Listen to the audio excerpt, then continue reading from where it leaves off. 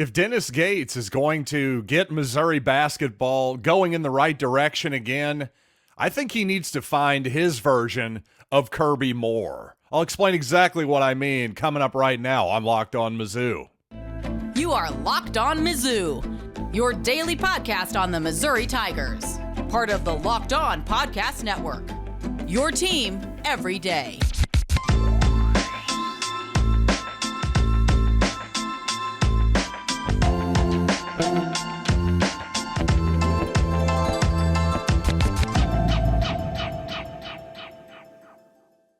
Hey, all you true sons and daughters, I'm John Miller, one of 10,000 people yesterday who was crazy enough to attend another Missouri basketball game. But you know what? I'm going to talk a little bit about Mizzou football, of course, coming up here on the show, and also continue my discussion about March Madness expansion a little later. But I do want to start the show with Missouri basketball and also remind you that today's episode is brought to you by GameTime.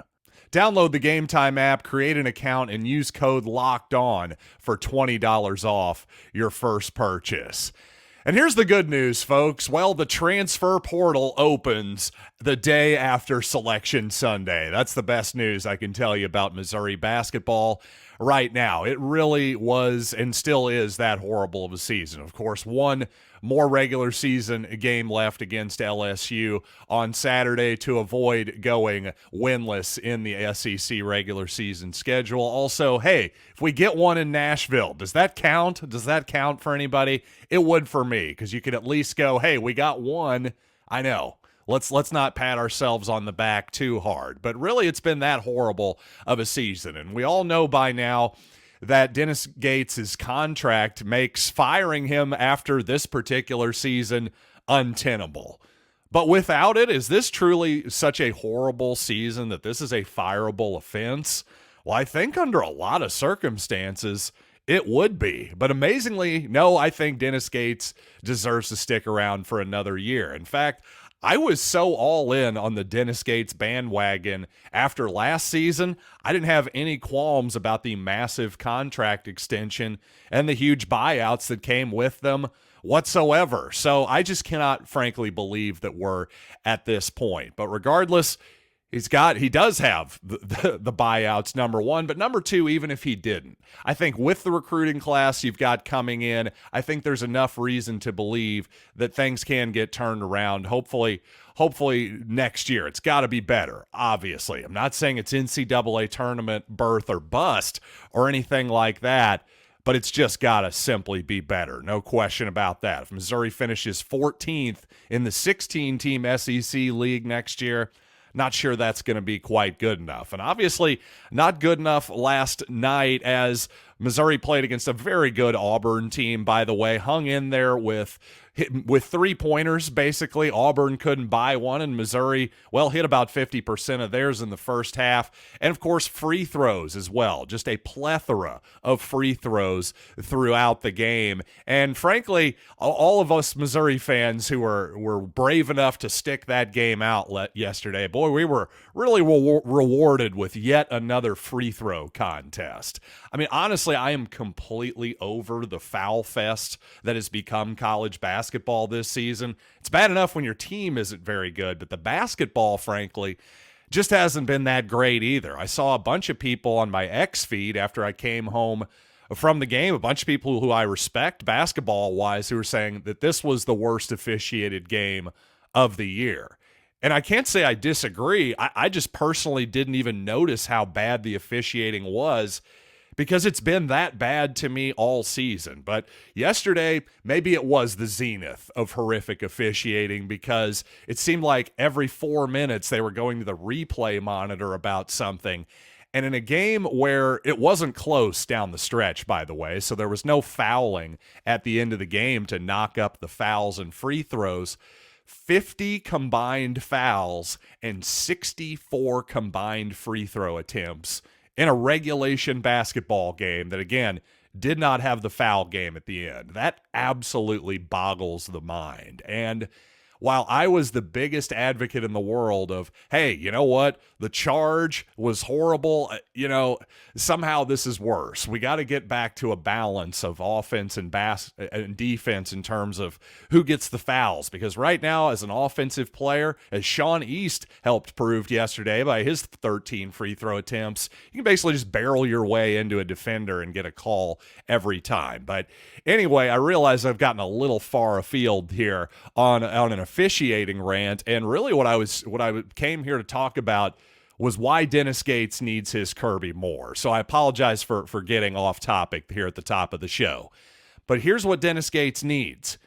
He needs somebody to teach his guys how to play defense. We need different principles. It's not just the individual players, because there are some decent defenders individually. I would say Tamar Bates, first of all, is a good defensive player. But obviously there are guys who have their limits defensively as well. But what I don't want to see is I can't handle guys just running around with their like chickens with their heads cut off anymore defensively. The overhelping, the overuse of double teams, and more often than, and most of all, I should say, when Missouri helps off of a strong side corner shooter, a corner three shooter, off of dribble penetration, it boggles my mind. It really does. It makes me want to tear my hair out. What little hair I still have on the front of my forehead at this point, 41 years into my life.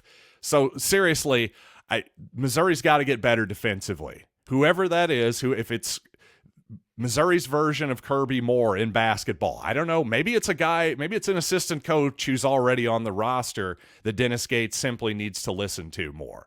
I'm just saying we can't do what we did defensively for a third year in a row under Dennis Gates, or else, well, in that case, all the faith that I still have in Gates, obviously it's a lot less faith that I had this time at the beginning of the season, but all of it will be wrung out of me if Missouri plays the same type of defense next season.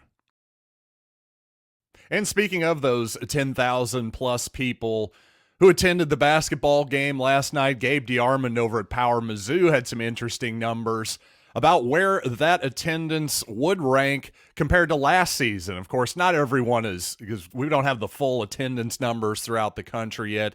So Gabe just thought, let's compare it to last year. That seems like a fair comparison to me. And if this were last year, these numbers for this season would have Missouri as 26th in the country. Well, obviously the Tigers are a long way from the 26th best team in the country, and that would actually put the Tigers 5th in the SEC as well. That's actually just about the same amount the Tigers averaged last season, just 700 fewer fans than a 25-win season last year. So what does that tell you? Well, it took a while, obviously, last season for fans to start to jump on the bandwagon, without a doubt. And consequently, after a big-time breakout season, a really fun season last year too, well, there were a lot of people who jumped on the bandwagon and bought season tickets. So what does that tell you? Some of those people, some of those first-timers, they're not coming back next year. I promise you that. So you're going to have to rebuild a little bit of trust once again.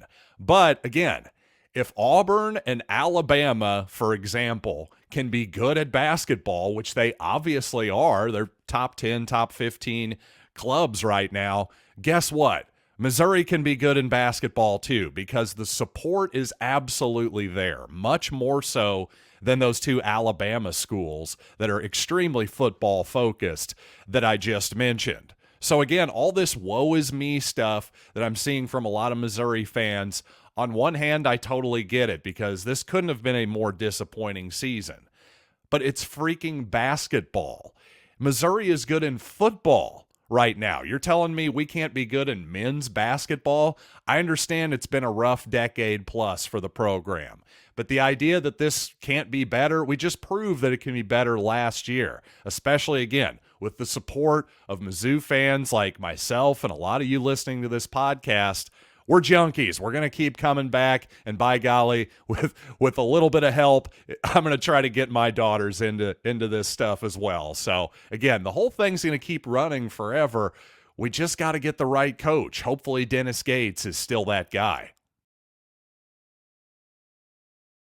And coming up, some interesting notes from spring football, especially on the offensive line. One of the names I brought up recently on the program, a big-time name, well, he's found himself on the first unit, at least for now. So let's discuss that and more coming up here in just a little bit. But first, let's talk about Game Time, because when you're looking for last-minute ticket deals, and if you're like me, you're not always planning ahead, you're doing things last minute, spur of the moment, well, you got to go with Game Time. They're absolutely the best place for last-minute tickets, flash deals, zone deals, easy to find and buy tickets for every kind of event in your area. If you're in the St. Louis area, heck, we're talking about the St. Louis Blues, of course, St. Louis City SC Soccer as well. By the way, not exactly a cheap ticket to that one, is it? My goodness, Major League Soccer is not for the faint of heart when it comes to ticket prices.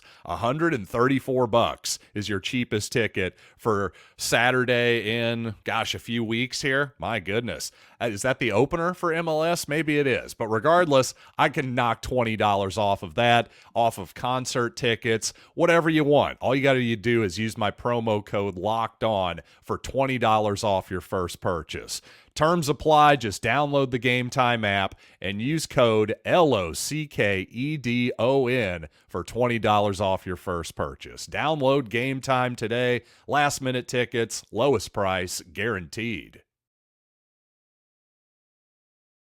And a couple interesting offensive line notes from Gerard Hamilton over at Power Mizzou. He says Logan Reichert was seen working with the first team unit at guard, something I brought up as a possibility maybe in the last couple shows or so, definitely very recently. Reichert from Raytown, Missouri, a massive young man, true sophomore, listed at over 360 pounds. So, as I said, I thought maybe moving him inside to guard for now might be the move. I'm just not sure at that size if he's going to be nimble enough to be able to play on the outside against SEC quality edge rushers. But my goodness, at that size, he's going to be a run blocker at the very least, right? You've got to think he can move some people out of the way in the running game. So Reichert working with the first team at guard, does that mean he's a surefire thing to start? No, it doesn't whatsoever, but it does show that, hey, as a true sophomore here, he's got a chance. He really does. And by the way, Caden Green, another Kansas City area player, he's a true sophomore as well, played a ton as a true freshman at Oklahoma last year. So it's not exactly impossible that the idea that Logan Reichert could be the starting guard for Missouri, possibly the right guard. We've seen Cameron Johnson move over to left guard so far this spring. So definitely some guys with some flexibility there along the offensive line. We'll see what ends up being the right mix of the best five come this fall. But one thing's for sure, seems like Connor Tollison will almost certainly be Missouri's starting center once again, a guy who really came a long way last season as a blocker. I would say was as improved as just about anybody on the team last year from my eyes. But, of course, Missouri fans and myself obviously noticed some bad snaps on occasion from Tollison. A lot of times early snaps when it seemed like he and Brady Cook, for whatever reason, were not quite on the same page with the snap. Well, so far this spring, according to his offensive line coach, Brandon Jones, no bad snaps for Connor so far this spring. Obviously, gets a little bit different when the lights come on in real football. We'll see what happens in the spring game, that type of deal. But obviously, Tollison has shown the ability to improve as a blocker already. Wouldn't be a shock if he improved his snapping too. Seems like the type of guy who's going to put in the work for sure. And of course, expanding the postseason is not limited to simply March Madness. No, before we've even had the first season of a 12-team college football playoff, we're already hearing tons of talk about a 14 or 16 team college football playoff as well. Now, first of all, to me, I'm out on 14 already because a 14-team bracket is unwieldy. What are we going to have, double byes like in the SEC basketball tournament? Is that what that bracket is going to look like? No, thank you. If we're going to expand that far, at least go to 16 so we have a nice even bracket and no buys or any of that nonsense. But to me, 12 was already stretching it a little bit, going to 16, 14. For what reason? Again, I understand that those games will do very well, obviously in terms of ratings and all that good stuff. But once again, you're really, in my opinion, taking a huge risk of making your SEC championship game, your Big Ten title game, and the championships themselves mean less than what they used to. If you think that's impossible, well, I think it would have been impossible a few years ago to imagine people sitting out the Cotton Bowl, for example. Certainly decades ago, that was unimaginable. That was what you played the whole season for, was the bowl game, essentially. That was your reward if you were a player. Well, now people are looking at it differently. Times change. Whether that's good or bad, we can debate that all day. And, well, I have on occasion on this podcast. But the point is, if you think that that things can't get worse or people can start to check out of events that used to be appointment television, well, I got news for you. You're wrong. It happens all the time. Look at what's happened to the conference basketball tournaments in the NCAA, on the men's side in particular. Again, the Big 12 tournament, the ACC tournament, those used to be big-time appointment events. Nowadays, not so much, and there's a whole bunch of reasons for that, but obviously that's not great for college basketball. It would be better if it was like it was during the 90s, for example. So, again, if you're the NCAA, the cash grab, it's been the last few years. Everything has been a short-term cash grab. It's why USC and UCLA, for example, are going off to the Big Ten to play Rutgers in women's softball. It's all a short-term cash grab. None of it is good for the long-term health of any of these sports except arguably football. Even that I'm a little dubious of. So to me, NCAA, all these people are in charge of these major conferences, in particular the SEC and the Big Ten. At a certain point, somebody's got to look out for the long term, because the long term is not looking nearly as good as the short term. And you know what? If you want to feel better about Missouri, quite likely at this point going 0-18 in the SEC in men's basketball, well, nobody saw it coming. Not even Ken Pomeroy over at KenPom.com. He, in fact, actually wrote quite a bit in his newsletter, believe it or not, about the Tigers and how unlikely it is that we've gotten to this point. So if you want to feel a little bit better about this season and maybe about the future, stick with me coming up here on the other side. But first, I want to tell you about FanDuel, because you got to get buckets with your first bet on FanDuel, America's #1 sports book. Right now, new customers get $150 in bonus bets with any winning $5 bet. That's $150 in bonus bets if your bet wins. Bet on all your favorite NBA players and teams with quick bets, live same-game parlays, exclusive props, and more. Guessing the Tigers will probably be about 10-point underdogs against LSU. That gives you, maybe a 1 in 5 chance of victory, something like that, to avoid the winless streak. Well, I can't say I'm betting on it, folks, but I don't bet against Missouri either. So regardless of what action you want to take, though, go to FanDuel.com/lockedon and shoot your shot. It's FanDuel, official sportsbook partner of the NBA. Thanks for making Locked On Mizzou your first listen every day. And for your second listen, be sure to check out the first ever national sports 24/7 streaming channel. It's Locked On Sports today, now available for free on the Amazon Fire TV channels app and on YouTube as well. So here's the deal. Ken Pom. I tend to like his numbers the best. I'm a subscriber to his premium statistics. So that's the reason I cite his statistics quite a bit. But of course, he's not the only one out there who does college basketball projections.